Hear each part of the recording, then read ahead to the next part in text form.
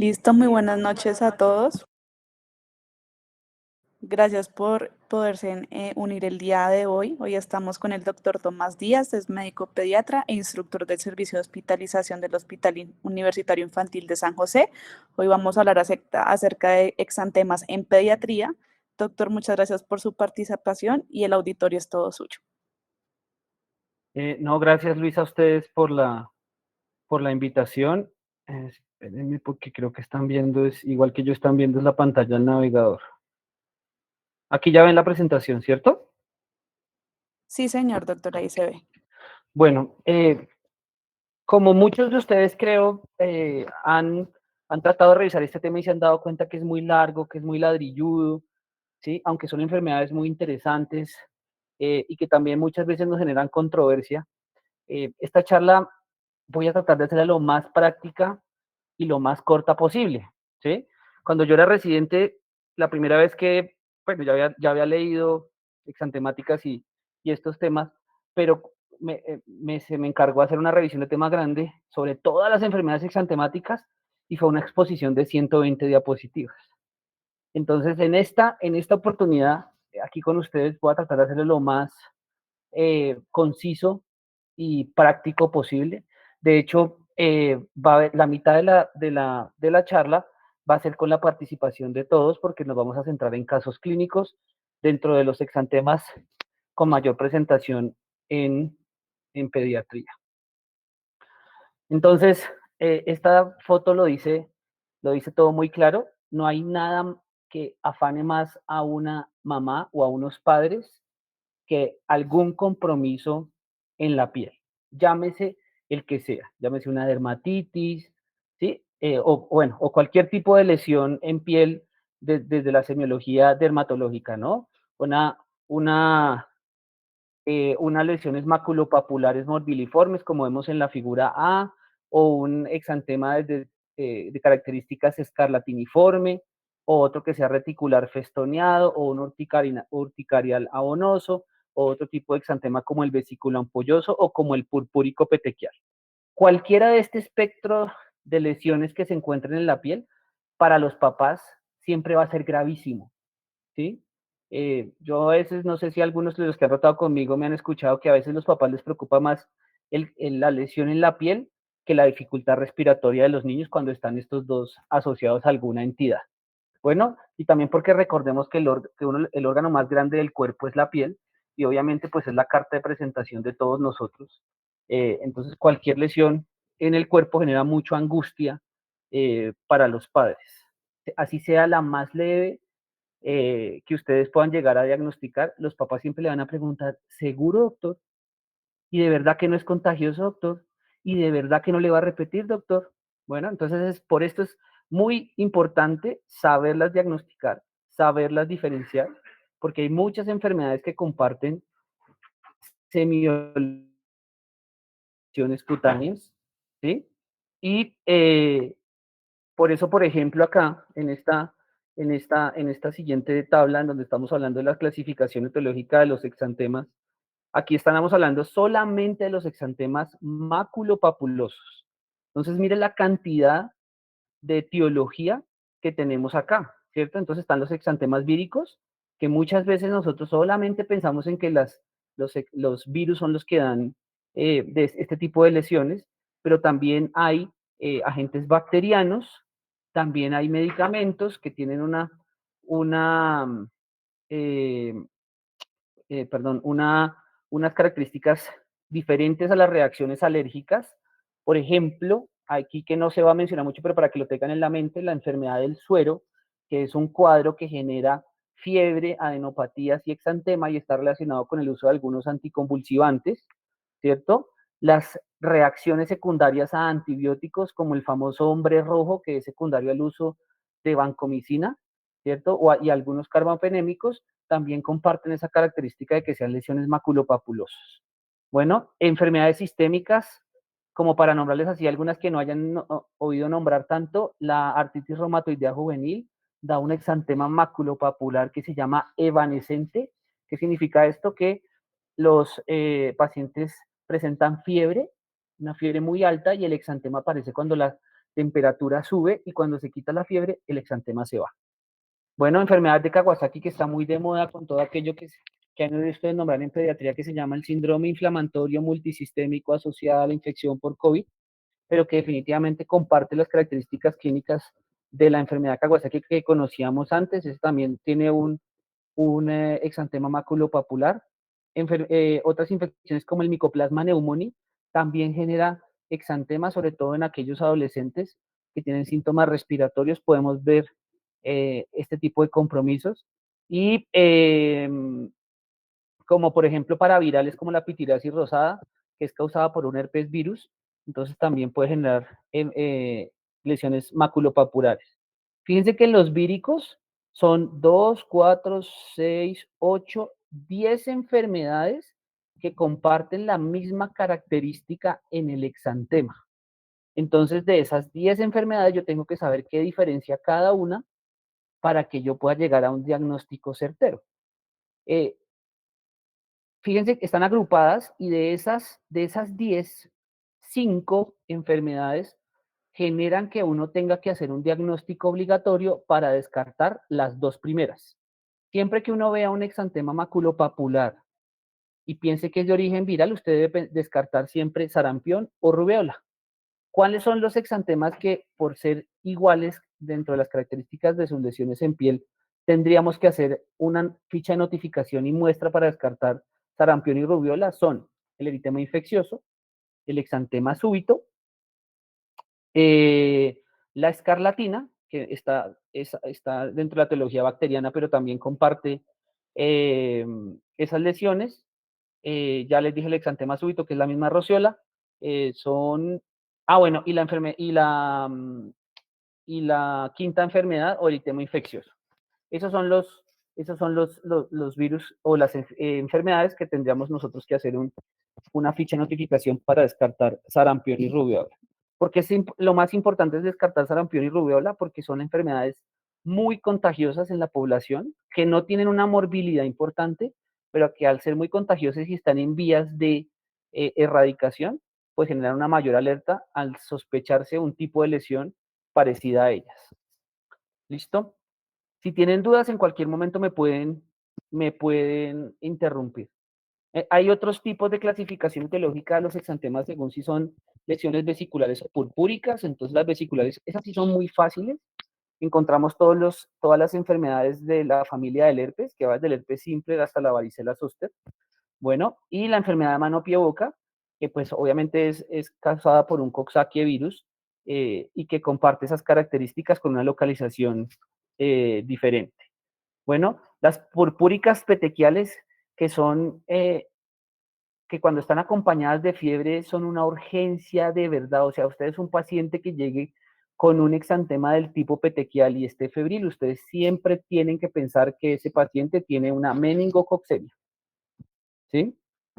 Y esos pacientes se mueren muy rápido si usted no la diagnostica a tiempo y no inicia tratamientos a tiempo. Bueno, obviamente en el contexto, por ejemplo, de eh, vivir en Colombia, en un país tropical y, por ejemplo, los que no sean de acá de Bogotá, sino que sean, por ejemplo, del Tolima, de toda la sabana de Córdoba, de Sucre, bueno, todos los de tierra caliente, los llanos y eso, pues obviamente también van a ver el tipo de esas lesiones petequiales asociadas a la infección por dengue, entonces también siempre tenerlo en cuenta. Eh, las etiologías diversas del síndrome de Steven Johnson, pues que se denomina como un exantema polimorfo, entonces puede dar cualquiera, y dentro de esas puede estar las lesiones vesiculosas o purpúricas, que cuando llegan a estas presentaciones son mucho más graves. Y cuando son de etiología diversa, pues digamos que debemos pensar sobre todo en vasculitis, y depende de la edad en la que se esté presentando estas lesiones petequiales, porque si lo vemos en un paciente en edad escolar, debemos pensar en la púrpura de Henoch-Lane, ¿sí? Pero si lo vemos en un adolescente, deberíamos pensar en enfermedades desde el punto de vista inmunológico, autoinmunes, como el lupus eritematoso sistémico.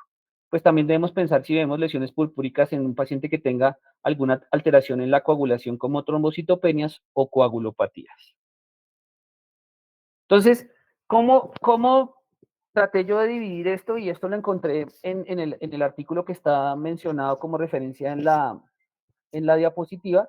Entonces, lo primero que uno debe pensar es si esas lesiones en piel o ese rash es sindromático o no.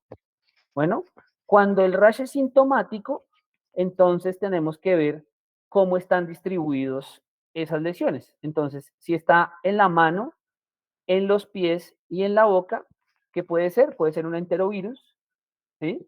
Como pues la enfermedad de mano, pie, boca.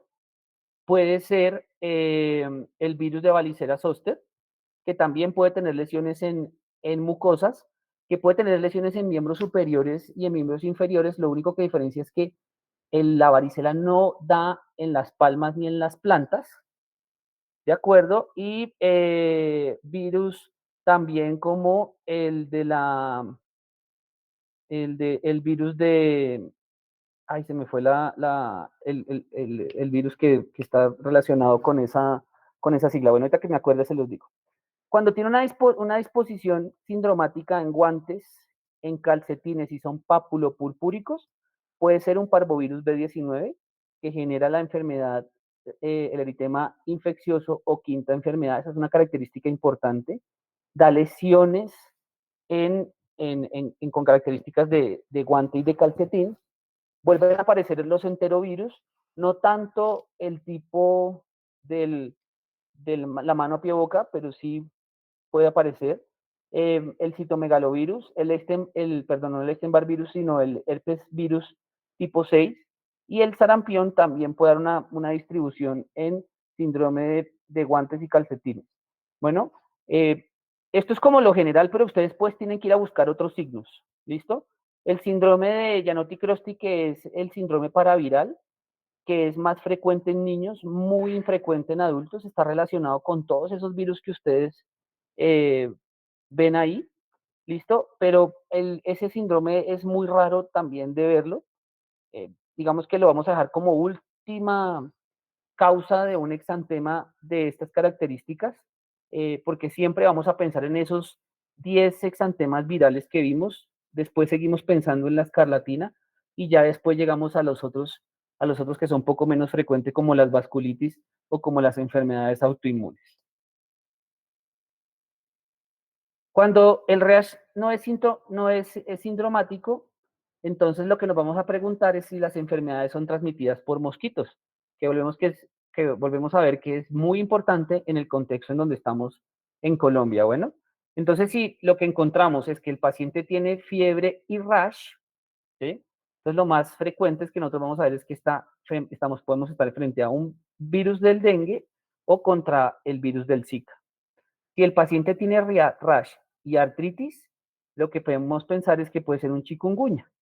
Bueno, y si hay pacientes con rash y encefalitis, entonces podemos, que son muy exóticas acá en Colombia, ¿cierto? Por su mismo nombre, ¿cierto? Entonces podemos encontrar encefalitis del oeste del Nilo o también una encefalitis del Valle de Murray. ¿Cuál es lo que más vamos a pensar nosotros acá? En las dos primeras. Bueno, voy a contar un caso de la vida real. Yo no sé si Luisa alguna vez me lo escuchó o alguno de los que haya rotado conmigo. Una vez llegó un paciente de 14 años, venía con fiebre el chico. Y esperando la atención del triage, el paciente presentó una convulsión en un paciente adolescente. Lo ingresan, hizo un estatus convulsivo, lo ingresan a reanimación, estaban sospechando que tuviera una encefalitis, ¿sí? Cuando llegamos a valorarlo con los residentes, le quitamos la sábana porque el niño estaba con la sábana puesta y nos dimos cuenta que tenía un rash con unas características semiológicas patognomónicas de una enfermedad transmitida por vectores. Entonces ese niño tenía un rash eritematoso generalizado que tenía unas máculas blanquecinas, que el signo se llama un islas blancas en un mar rojo, que es patognomónico de dengue. Le hicimos la inmunoglobulina, le hicimos la IgM para dengue y le preguntamos a la mamá si había bajado hace poco a zona endémica y efectivamente había estado en el Tolima. El IgM le salió positivo. Le hicimos punción lumbar ante la sospecha de una encefalitis por dengue que puede ocurrir. Y efectivamente ese fue el diagnóstico con el que quedamos y ese caso lo publicamos hace poco en la revista de la Sociedad Colombiana de Pediatría. Pero no es lo usual, ¿cierto? Lo usual es ver en el dengue ese mar rojo con islas blancas, sobre todo en la parte subaguda de la enfermedad, después del quinto día de fiebre. Uno no lo ve al inicio de la enfermedad. Recuerden que el dengue al principio solamente lo que tiene es el malestar general importante y la presencia de fiebre alta. No todos al principio tampoco hacen exantema petequial. Eh, si si descartamos porque no estamos en zonas geográficas en donde tengamos esa alta incidencia de esas enfermedades transmitidas por vectores, entonces podemos pensar, ¿cierto?, que pueden ser transmitidas por virus, ¿sí? Y si lo pensamos, entonces está el VIH y la hepatitis que también dan algunas manifestaciones en piel. Recuerden que el HIV da una manifestación o puede dar cualquier cosa, ¿no? Porque le puede dar una infección por citomegalovirus y el citomegalovirus da exantema. Pueden tener una infección por Epstein-Barr y les da exantema. Y pues el más famoso de las lesiones dermatológicas en el VIH, que es el sarcoma de Kaposi. Bueno, si definitivamente no tienen exposición a virus transmitidos por sangre, pues lo que nos debemos preguntar es si están vacunados o son inmunosuprimidos. Si no tienen el antecedente vacunal o son inmunosuprimidos y estamos ante esa presencia de un rash eh, sindromático, podemos estar en presencia de una influenza, de rubéola o de sarampión. Bueno, entonces ahí, por ejemplo, ustedes tienen que saber que el sarampión es una enfermedad mucho más frecuente en los menores de 1 año. Recuerden que la vacuna de la triple viral que cura sarampión y rubéola inicia el esquema después del año. Entonces es poco probable que un niño mayor de esa edad tenga esa infección. ¿Listo? Y si tenemos otras condiciones geográficas, debemos pensar en fiebres hemorrágicas o enfermedades zoonóticas, no sé, como la enfermedad de Lyme, que está asociada a la picadura de garrapata, ¿sí? U otras enfermedades zoonóticas que puedan ver, como por ejemplo, enfermedad zoonótica, acuérdense la que pasó, el ébola. El ébola daba unas lesiones eh, que empezaban vesiculares, después se ponían ampollosas y eran hemorrágicas, ¿sí? Entonces es un tipo de exantema asociada a esta gente que era lo que se comía, los murciélagos, ¿no? Entonces, esta también puede ser otra causa de exantema. Eh, Miren, aquí también hay otra cosa muy importante y es que casi todos, por no decir la gran mayoría, exceptuando un virus que tiene otro tipo de transmisión, tienen síntomas respiratorios. ¿Sí? ¿Cuál es ese único virus que aparte de tener una transmisión respiratoria, tiene transmisión orofecal? Los enterovirus. Y dentro de ellos el Coxsackie virus que genera enfermedad de mano, pie, boca. Por eso es tan contagioso cuando ocurre en un jardín. Siempre hay brotes, ¿sí? Entonces, pero muchos tienen estos síntomas respiratorios. Entonces, mire que esta tablita muestra, por ejemplo, que si un paciente tiene una edad, que un paciente es mayor, tiene una tos variable, puede tener cualquier tipo de exantema. La faringe tiene eritema y exudado y a veces puede tener o no conjuntivitis, puede estar en presencia de un micoplasma neumónico. Si el paciente es menor a 4 años, tiene tos variable, tiene un exantema maculopapuloso, puede tener eritema o exudado en la faringe y la conjuntivitis es frecuente, debemos pensar en un adenovirus. Y más si tiene síntomas respiratorios como mocos, ¿sí? Y también puede tener un compromiso gastrointestinal dado por gastroenteritis, o sea, vómito y diarrea. Entonces, esas tres citis, conjuntivitis, rinofaringitis y gastroenteritis los tiene que hacer pensar en adenovirus. Y como han visto los que están en pediatría, estamos en una, no podemos decir epidemia, pero sí con un alto índice de infección por adenovirus, en donde se generan pacientes con un sinnúmero de manifestaciones clínicas que van desde la simple fiebre hasta el desarrollo de un síndrome inflamatorio multisistémico secundario a la infección por adenovirus. El sarampión nos dice que puede dar a cualquier hora, que la tos puede ser intensa. El tipo de exantema se parece al del adenovirus, es maculopapuloso. En la faringe y en la boca tiene unas cosas que son patognomónicas, que se llaman las manchas de Koplik, que les voy contando que lo complicado de las manchas de Koplik es que ustedes los encuentran antes de que aparezca el exantema, no con el exantema. Entonces, es muy importante que si ustedes observan eso al examen físico en un paciente que tenga con fiebre y que no tenga aún el exantema, deben ir pensando que el paciente le va le va a dar sarampión. La conjuntivitis está presente siempre. ¿Cómo se diferencia la conjuntivitis del sarampión del adenovirus? Es que es no supurativa, es mera inyección conjuntival. Bueno, la mononucleosis infecciosa que también puede dar fiebre y síntomas respiratorios se da más que todo en niños, por lo general no tienen tos, ¿sí? El exantema es maculopapuloso, la faringe puede tener exudado con membranas y la conjuntivitis es raramente encontrada. ¿Qué tiene el exantema generado en la mononucleosis infecciosa? Que casi siempre está relacionado con la administración de amoxicilina, porque como pensamos que ese hallazgo que encontramos en la faringe y en la boca de exudado y membranas nos hace pensar en etiología bacteriana, le damos amoxicilina y el paciente se brota. No se brota por ser alérgico, se brota porque tiene una infección por un mononúcleo, por Epstein-Barr virus, y esto es un mecanismo cruzado inmunológico mediado por la infección, por lo cual genera este tipo de rash. Bueno, y así como, no sé si todavía estén ustedes, ¿sí? Cogiéndose el pelo y diciendo, y este man todo lo que habla y yo sigo sin entender exantemas. Bueno, entonces vamos a hablar de 5 o 6 enfermedades para que de verdad aprendan a diferenciarlas, porque así como la señora de la foto está intrigada y no sabe cómo diferenciarlas, yo recibo llamadas de muchos de los egresados de la universidad, pues mandándome fotos y diciéndome, no tengo ni idea qué es, ayúdeme. Bueno, entonces aquí es donde solicito que todos eh, participen, ¿sí?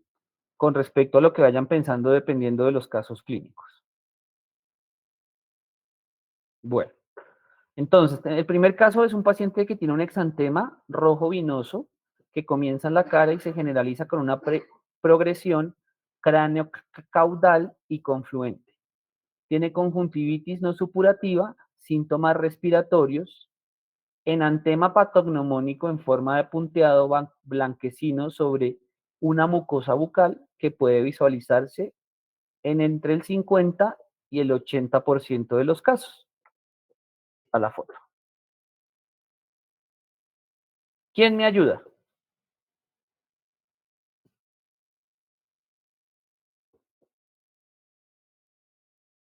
Doc, yo pensaría que es un sarampión. Sí, sarampión por 2. ¿Es sarampión? ¿Todos de acuerdo? Sí. ¿Sí? Bueno. ¿Y por qué no es una rubeola?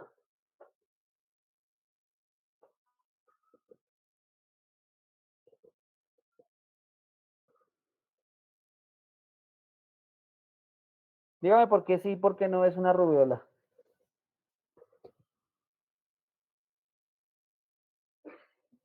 ¿No? ¿Ninguno?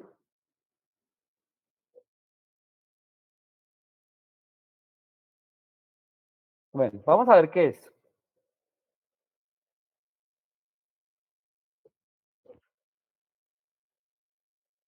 ¿Por la conjuntivitis? Pero la rubiola puede dar conjuntivitis. Por el enantema, ¿no? Por las manchas de Koplik. Pero, cómo era que decía cómo es que dice el caso? El caso dice que tiene enantema patognomónico en forma de punteado blanquecino sobre una mucosa bucal. Pero si yo te digo que la rubeola tiene un enantema.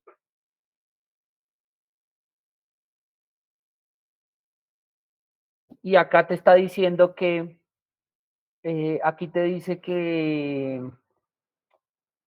bueno, acá no dice si el enantema está antes o después del brote, que yo ya les había dicho eso. Pues Doc, yo también pienso que podía ser rubéola porque se caracteriza porque tiene unas manchas de Forchheimer en paladar blando. Muy bien, sí, esa es la lesión en de la rubeola, ¿sí? Pero Ajá. hay una cosa, y está bien que sepan esas, porque hay unas,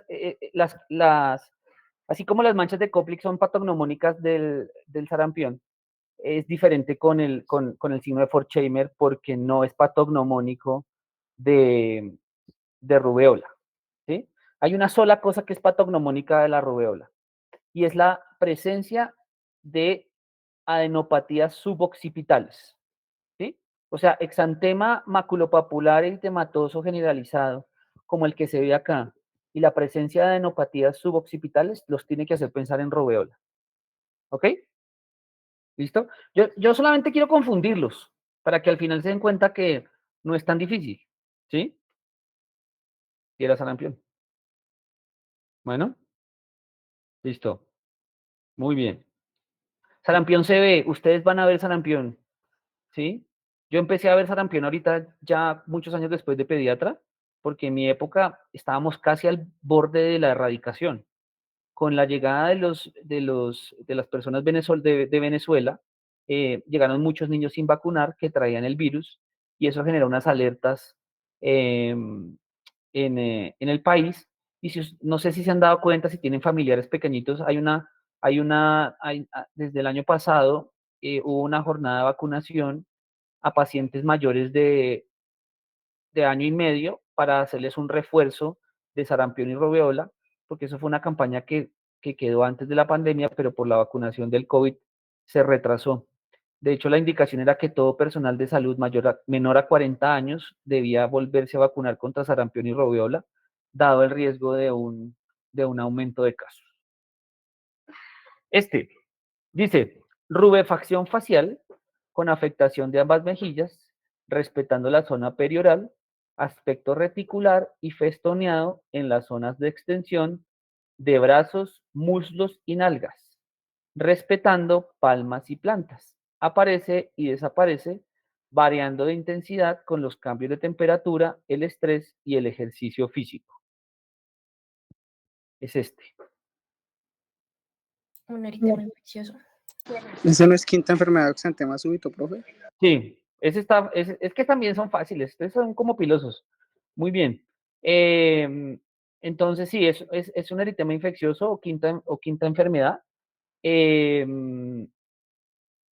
Tengan en cuenta, digamos que lo del signo de la bofetada, que es lo que les puse ahí, no diciéndoselos directamente, muchos niños así sean solamente con fiebre lo pueden tener, ¿cierto? O el niño que vive en la sabana con diboyacencia, ¿sí o no? El famoso bronceado sabanero, ¿cierto? Entonces tiene esos cachetes rojos, o el niño con dermatitis, ¿cierto? También hace cachete rojo, o la niña que tiene un lupus, ¿sí o no? El eritema en alas de mariposa. Entonces, digamos que tenemos que sumar cosas. Siempre, yo creo que los exantemas, al igual que muchas cosas en medicina, son listas de chequeo, ¿cierto? Entonces, tengo un exantema maculopapular, bueno, pero ¿qué más tengo que tener? Entonces, tengo el signo de la bofetada, listo, le voy subiendo. Tengo fiebre, listo, le voy subiendo. Tengo un exantema reticulado, como se ve aquí en la foto, ¿sí? Que es otro signo que a veces se describe en los libros, que es como un panal de abejas, ¿cierto? O como en encaje, ¿sí? Me imagino que todos han visto un encaje, como en las carpetas que hacían las abuelitas que cosían en crochet, o los encajes de la ropa interior. Ahí sí, yo creo que ahí sí todos la han visto, ¿cierto? Entonces, eso es una sumatoria y nos debe llegar al diagnóstico. También otra cosa que es importante en el tema infeccioso es el que menos prodromo, el que menos prodromo tiene, ¿sí? Y otra cosa importante es que toca tener cuidado con la infección por parvovirus B19 en aquellos pacientes que tienen antecedentes de patologías hematológicas,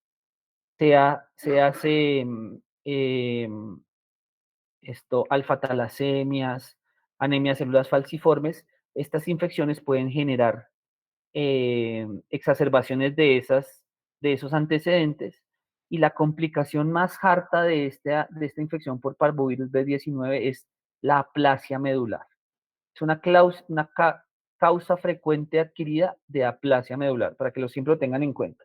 Da mucho freno medular. La vaina es que uno tiene que seguir haciéndole seguimiento para descartar que definitivamente lesionada la médula ósea. Entonces, muy bien, un eritema infeccioso o quinta enfermedad. Dice, exantema de aparición súbita que al remitir la fiebre Aparece el exantema al remitir la fiebre en un lactante con un cuadro febril de 3 a 4 días. Roceola. Roceola o exantema súbito. Sí, muy bien. Entonces, ¿qué características tiene este exantema? Que ocurre tal cual así como, y es por eso es que uno tiene que tener mucho cuidado con la fiebre que no tiene todavía ningún foco, ¿cierto? Porque si es un lactante, por lo general, va a terminar siendo una roceola. Bueno, ¿a qué me refiero? Que usted no tiene que tomar exámenes antes de 3 días en una fiebre que usted no le encuentre foco, ¿cierto? Y que debe dejar evolucionar a ver qué otros síntomas tiene y usted evita tomar examen. Este es el exantema más frecuente en los lactantes. A todos nos dio roceola. A todos nos dio roceola.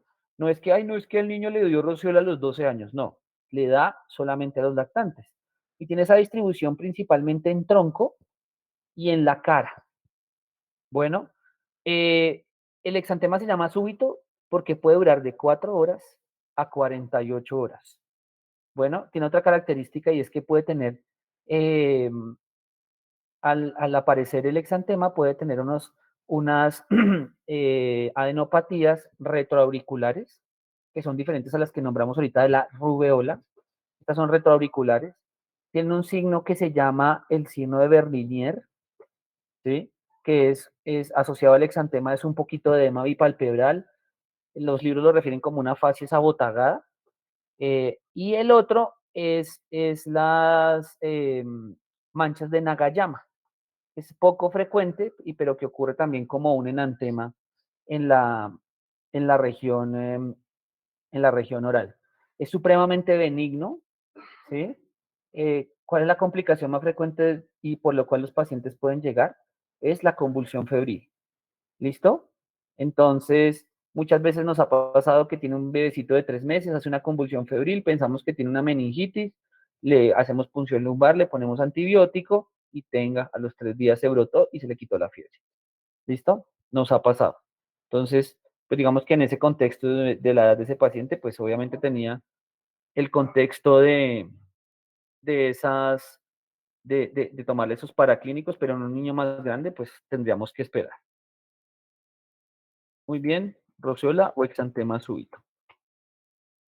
Exantema rosado no confluente con adenopatías occipitales, retroauriculares y cervicales. Las lesiones.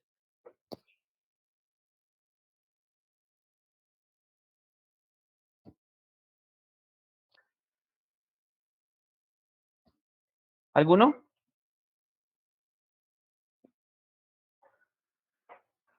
¿No? ¿Nadie?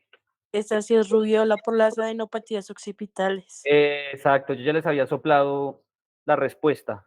¿Listo? Miren que si les pongo la foto de esta roceola y la cara del niño, de la rubeola, perdón, y me devuelvo otra vez a las de sarampión, me parece un poquito. Lo que pasa es que este niño está más comprometido, ¿sí? Pero si vemos acá este monito que es más chiquito con la del otro niño, es muy parecida. Y la del brazo, ¿ustedes ven mi mouse? Sí. Ahí moviéndose, sí. Y la del brazo se parece mucho a la que les estoy mostrando. De hecho, la rubeola se llama también sarampión alemán, ¿sí? Porque es igualita, igualita, las lesiones son igualitas, empiezan igual en la región retroauricular, se dirigen craneocaudal o de cefálico a caudal, ¿sí? Que las grandes diferencias, ¿cuáles son? Las adenopatías suboccipitales y cómo se resuelve, ¿sí?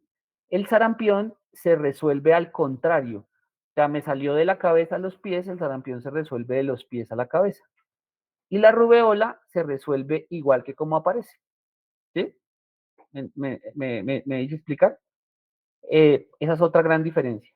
La localización de las lesiones en la boca también es una gran diferencia, porque lo de Forchheimer es sobre el paladar blando y las manchas de Koplik son en el carrillo frente al tercer molar. Bueno, y de estos niños también tienen un poquito de edema facial, así como se ve en la cara del monito, que debe ser alemán. Entonces, esa es otra diferencia. También hay otra cosa importante con la rubeola, es que en adolescentes puede pasar simplemente como un resfriado, ¿sí? Y pueden tener las complicaciones que se ven. O, por ejemplo, una mujer en edad fértil que le dé rociola tiene riesgo de desarrollar, si llega a quedar embarazada, recuerden que puede desarrollar rubeola congénita con la famosa triada de complicaciones en el recién nacido, que es sordera, catarata y cardiopatía. ¿Listo? Entonces, por eso siempre es importante que las mujeres antes de embarazarse, cuando los embarazos son planeados, ¿cierto? Eh, tengan un refuerzo contra rubiola para evitar esas complicaciones. Hay otras cosas que puede dar la rubeola en el recién nacido, y es un síndrome que se llama síndrome de Blueberry Muffin, que es un exantema petequial en el recién nacido por una vasculitis. ¿Listo? Y pues, aparte de las complicaciones de la rubeola congénita. Listo, rubeola. Esta dice, lesiones ulceradas que aparecen en cualquier zona de la cavidad oral, sobre todo en lengua, paladar duro y mucosa bucal, exantema de máculas de 2 a 8 milímetros de diámetro que progresan a un estado vesicular, con formación de una vesícula gris en el centro, rodeada de halo eritematoso. Las lesiones aparecen en los laterales de los dedos y en la superficie dorsal de manos y pies. Las fotos. Por Coxsackie. Entonces, esa Mano, es boca, pie. mano, boca, Mano, pie, ¿cierto? Pero fíjense que aquí el caso clínico lo puede a uno hacer dudar, ¿cierto? Porque dice que tiene un exantema macular que progresa a estado vesicular, ¿sí? Y que eso también lo puede dar otra enfermedad que da ese tipo de lesiones vesiculares. Recuerden lo que yo les dije al principio cuando estábamos hablando de esas etiologías, y es sobre todo la localización en los miembros inferiores, ¿sí? Acá dice muy claro que son en las regiones laterales de los dedos y en la superficie dorsal de manos y pies. Entonces, como lo ven acá, compromete netamente las palmas, ¿cierto? Y las plantas. Es muy poco probable verlos por encima o en el dorso, ¿de acuerdo? Y las lesiones de la boca son ulceradas. Pilas, porque he visto casos en donde eh, pensamos que es una varicela porque vemos en otras distribuciones o en otras zonas. Les repito, la varicela no le da a uno en las manos ni en los pies. De pronto a algunos de ustedes les tuvo que haber dado varicela y se deben acordar que nunca tuvieron en manos ni en pies, ¿sí?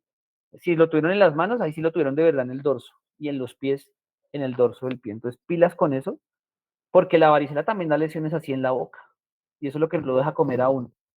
Bueno, entonces, esa característica. Una cosa importante de la enfermedad de mano pie boca es que puede estar asociada a síntomas gastrointestinales, ¿sí?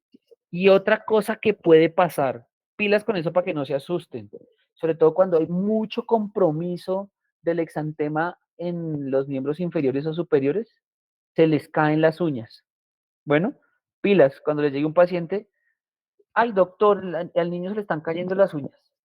Primera cosa que tienen que preguntar, ¿tuvo un cuadro de exantema parecido o tuvo un cuadro de infección de mano pie boca?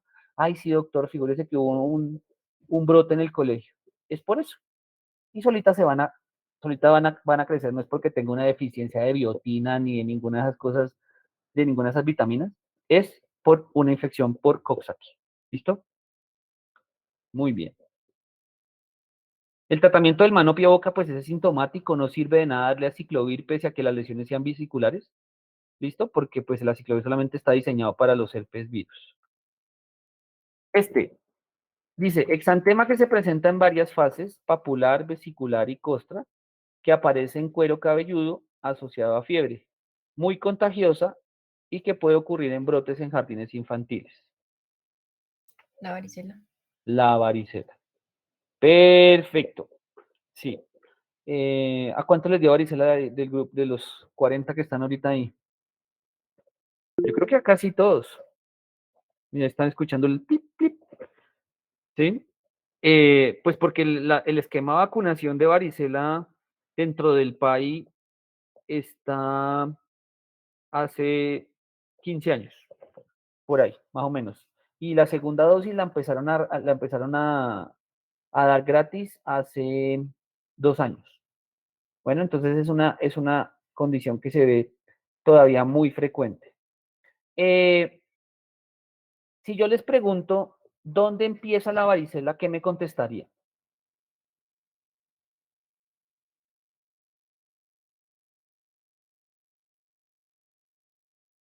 ¿Alguno? ¿No?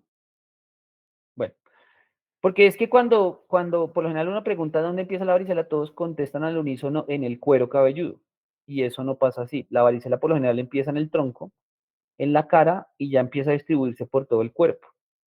Lo que sí es importante es que siempre que ustedes vean unas lesiones eh, vesiculares, o bueno, o unas lesiones, porque pueden haber todas las fases al mismo tiempo en la varicela, y eso es un signo de la varicela que se llama en cielo estrellado, porque usted puede encontrar las 5 fases de las lesiones, entonces puede estar la mácula, la pápula, ¿cierto? La vesícula, la pústula y la costra. Bueno, siempre tienen que ir a buscar a cuello cabelludo. Si lo encuentran en el cuero cabelludo, eso es varicela. Bueno, no es mano, pie, boca, no es nada de eso. Bueno, listo, entonces pilas con eso. ¿Qué otra cosa es importante para que no olviden de la varicela? Y es el tipo de transmisión que tiene, ¿sí?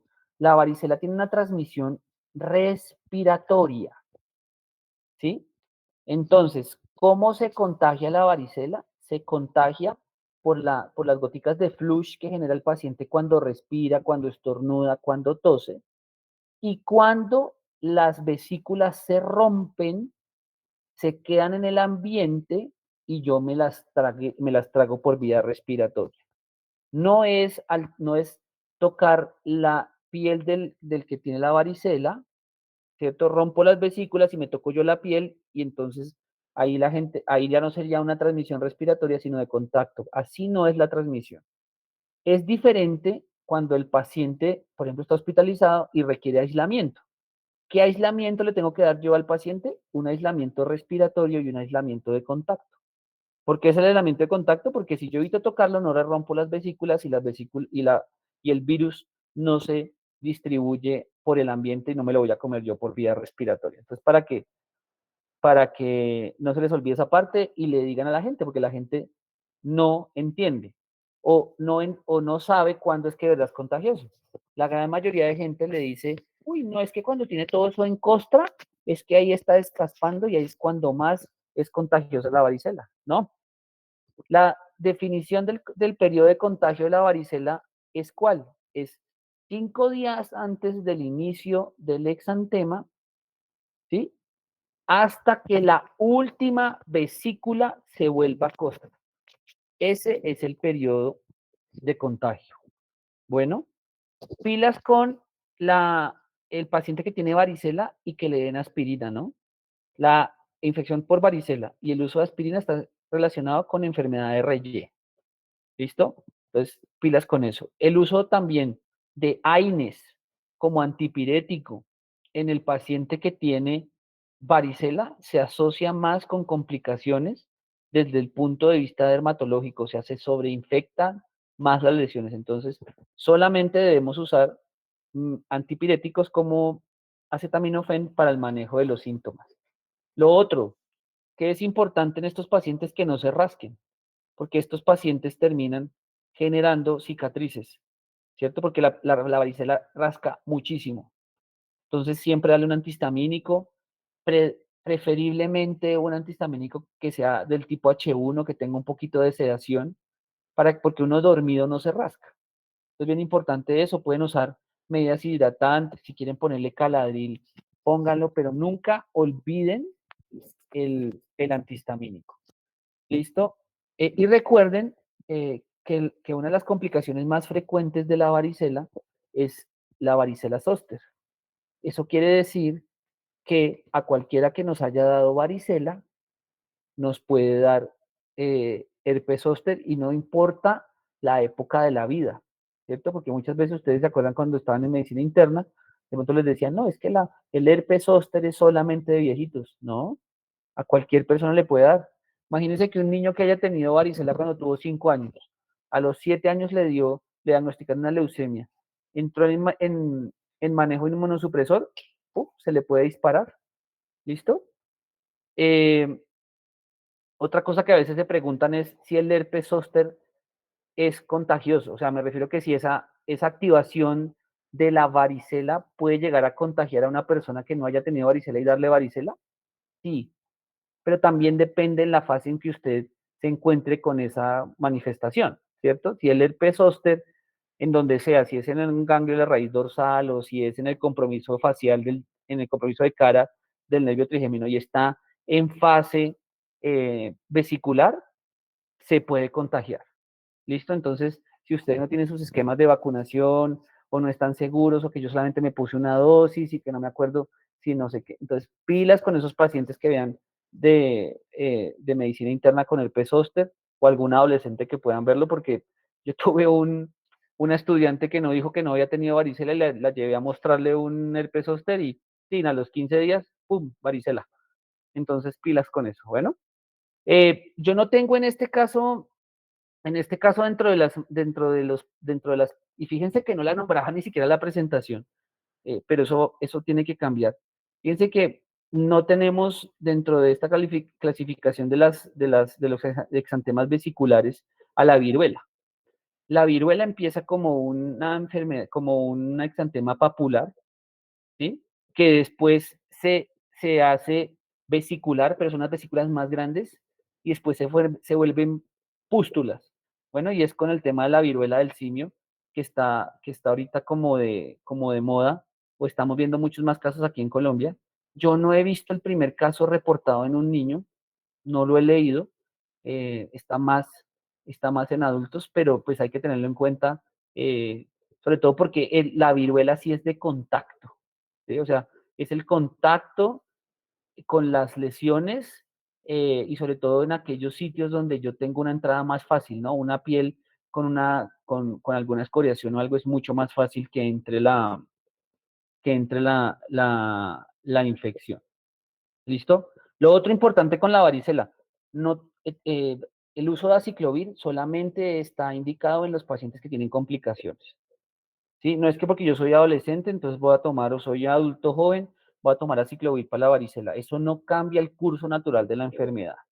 Bueno, solamente se dejan aquellos pacientes que tengan neumonía por varicela, encefalitis por varicela, una sobreinfección asociada a la varicela, a los pacientes que tienen aquellos recién nacidos que tienen, o los extremos de la vida, en donde hay infección por varicela, un bebé de 1 mes con varicela, 2 meses, 3 meses, esos pacientes sí tienen indicación de varicela. Si no, lo dejamos solamente para las complicaciones. Bueno, y este casito, entonces, es un paciente que tiene fiebre, inyección conjuntival, enrojecimiento de la mucosa bucal y faringea, o puede también tener los labios rojos y fisurados, tiene un exantema generalizado polimorfo, morbiliforme, de características morbiliforme, maculopapular o escarlatiniforme, cambios distales de las extremidades, enrojecimiento e induración de las plantas y escamación que comienza en la zona periungual de dedos y una linfadenopatía aguda mayor de 1.5 centímetros. Ese está muy fácil. Kawasaki, ¿no? Kawasaki. Exactamente, es una enfermedad de Kawasaki. Ese estaba fácil porque tiene todos los criterios, ¿cierto? Muy rápidamente, no, ahí dice fiebre, y me gusta dejarlo así con solo fiebre, no les puse que lleva 5 días con fiebre, porque pilas, porque los pacientes con las manifestaciones clínicas, así como se las puse que este paciente los tiene todos, y no tenga los 5 días de fiebre, eso es un Kawasaki. ¿De acuerdo? No esperen a que la fiebre evolucione al 5.º día, porque el paciente puede ya tener el aneurisma y no nos dimos cuenta, ¿sí? Entonces, siempre lo que yo les he dicho, si ustedes no piensan los diagnósticos, nunca los van a buscar y nunca los van a confirmar o a descartar, ¿cierto? Y en estos casos en cuya complicación es tan grave, ¿cierto? Es mejor a veces pecar por exceso y tomar paraclínicos para estar seguros de que no lo tiene. Ejemplo de la vida diaria, de hoy. Estamos viendo un paciente de 4 años. Venía con síntomas respiratorios, tenía un aislamiento en un panel viral de adenovirus. Hoy era 4º día de fiebre. Nos acercamos al cuarto y me quedé mirándola y le vi los ojos como vidriosos, como lágrima, como así como, sí, vidriosos. Y con un poquito, tenía menos inyección conjuntival que esta foto de acá. Y le digo que saque la lengua y la lengua estaba tal cual como esta. Un poquito de labios fisurados, ¿sí? Y tenía una adenopatía izquierda, como hacia el triángulo, como hacia esta parte, acá en esto, ¿cierto? Entonces tenía 3 criterios, ¿cierto? El tema conjuntival, tenía la queilitis o la lengua en fresa y tenía la adenopatía. No tenía nada de esto, porque esto es lo más tardío, ¿cierto? Y llevaba 4 días con fiebre. Por definición uno diría, ah, no, pero es que todavía no puede ser Kawasaki, ¿sí? Le hicimos los exámenes y el ecocardiograma, dilatación de la arteria coronaria derecha, ¿sí? Entonces pilas con esto que ahora cada vez vamos a ver más esto. Los virus no sé si decirlo, evolucionado o mutado mucho, pero cada vez vamos a ver unas respuestas inmunológicas e inflamatorias mucho más importantes hasta las infecciones virales, sobre todo en la generación que nació y empezó su crianza durante la pandemia. El encierro en las casas ha generado que los niños no tengan un sistema inmunológico fortalecido o probado, más que fortalecido, no, probado, que les ayude a mejorar su respuesta ante las infecciones. Bueno, es una enfermedad de Kawasaki.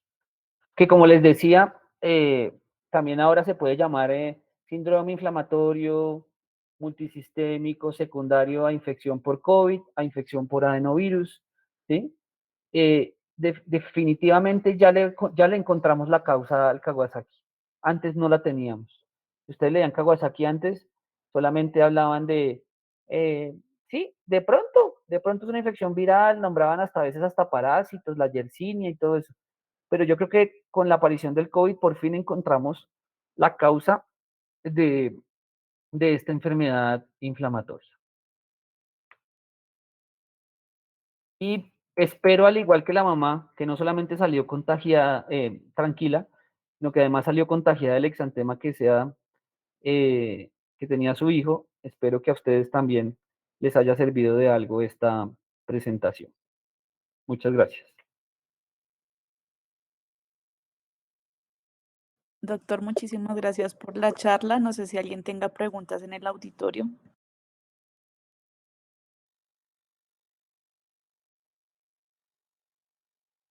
No, yo creo que más que preguntas, agradecerle al profe Tomás porque creo que la aproximación que nos ha brindado esta noche con las diferentes identificaciones de los exantemas ha sido muy claro. Yo incluso como residente de segundo año habían cosas que todavía no tenía tan presentes y tan descritas. Y yo sí que el profe es mucho de los signos patognomónicos y definitivamente esto es algo que nos va a ayudar muchísimo para orientar muy bien a nuestros pacientes. Entonces agradecerle al profe por el tiempo que nos brindó y por una charla tan completa, pero a la vez tan práctica y tan clara.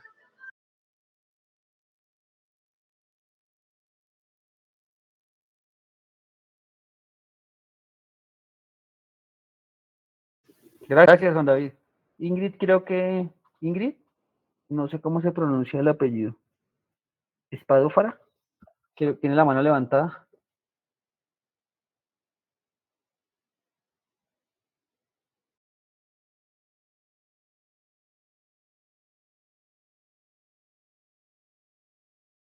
Empecé a escuchar porque en el caso, cuando tenía varicela, no se podía administrar acetil salicílico. No escuchaste. No, lo que pasa es que la administración de ácido de aspirina ante cualquier infección viral, pero sobre todo en aquellos pacientes que tienen varicela por el compromiso cutáneo, desarrollan enfermedad de Reye, ¿sí? Que es una alteración inmunológica que afecta a las plaquetas, ¿cierto? Entonces sí que puede empeorar el exantema, entonces por eso Sí. se contraindica. Y también con lo de los AINES, ¿no? Con los AINES que pueden aumentar el riesgo de sobreinfección bacteriana. Entonces, en este caso, ¿se podría solamente administrar acetaminofén? Sí, sí, la idea es que solamente manejes acetaminofén. No sé, de pronto si es complicada manejar la fiebre, podrías usar dipirona, que también hay presentación en gotas y en tabletas. Entonces eso, pero contraindicados totalmente el ASA y los AINES. Perdón, ibuprofeno no. No, no. Ya, bueno, gracias.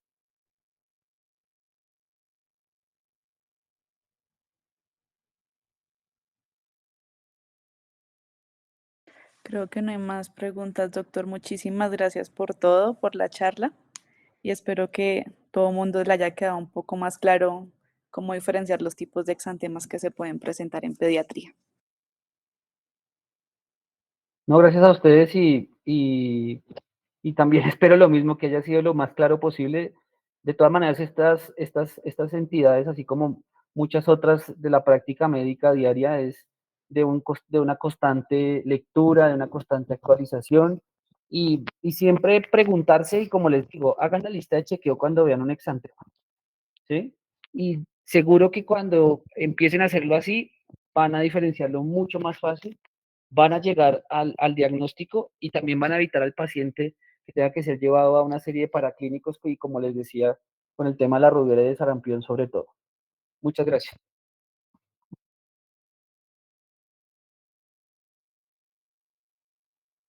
Gracias, doctor. Feliz noche a todos. Gracias, doctor. Gracias, doctor. Muchas gracias, buenas noches. Gracias, hasta luego.